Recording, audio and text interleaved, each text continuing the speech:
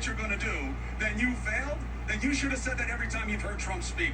That you should have said it every time you hear every president speak. That's what I'm saying. It's a silly standard. I'm not this is a nominating convention. You let me talk at least a little? We're just going to babble. You've talked. You want to babble? Go ahead. Listen, it's my show. If I want to babble, I'll babble. I'm giving you time on it. Trump is very specific. So it's impossible to get through with you. It's impossible. All right? I'm letting you do it. Go ahead. Go ahead. If you looked at...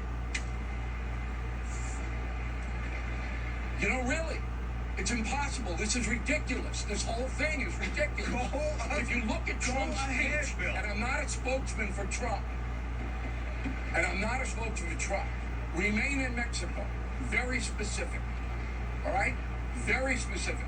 I had nothing to do with 2025. Very specific. You old Riley. Cut Medicare and Social Security. Go to a nursing home, you old bastard. Specific. Doesn't matter what Trump said, even though he was specific. In other areas, he wasn't. He says, in 48 hours, I'll stop the Ukraine war. How? He doesn't say. So he did what Harris did. But he did provide specifics because he was in office 4 years and he was successful driving the economy and keeping the overseas stuff pretty much contained. So he went back to that. Looked at his speech, compare it to this. This has no specifics, but you excuse it because she's in party mode. Boom. No. We're Americans. We're at a very serious point in our history.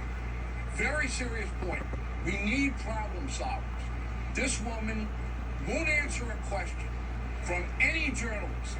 That alone tells you what her capacity is. Yeah, okay. I hear you. She should be doing interviews. I wouldn't call her this woman. I'd call her vice president. Yeah. Say her name. Sounds less disrespectful.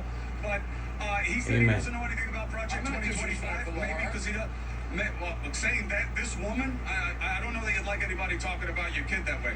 What I'm saying is, Project 2025, he says he doesn't know anything about it. He was on a plane with one of its main people celebrating the project. So, I don't know. I also don't think it's a boogeyman. And I don't think Project... But the fact that he says he repudiates is nothing. Why would you believe what he says? Oh, that's right.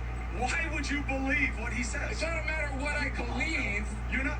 She says... So if he says it, then it's true. Not a matter of what I believe. So if he says it, it's true. No. Oh. She says this is his manifesto. No.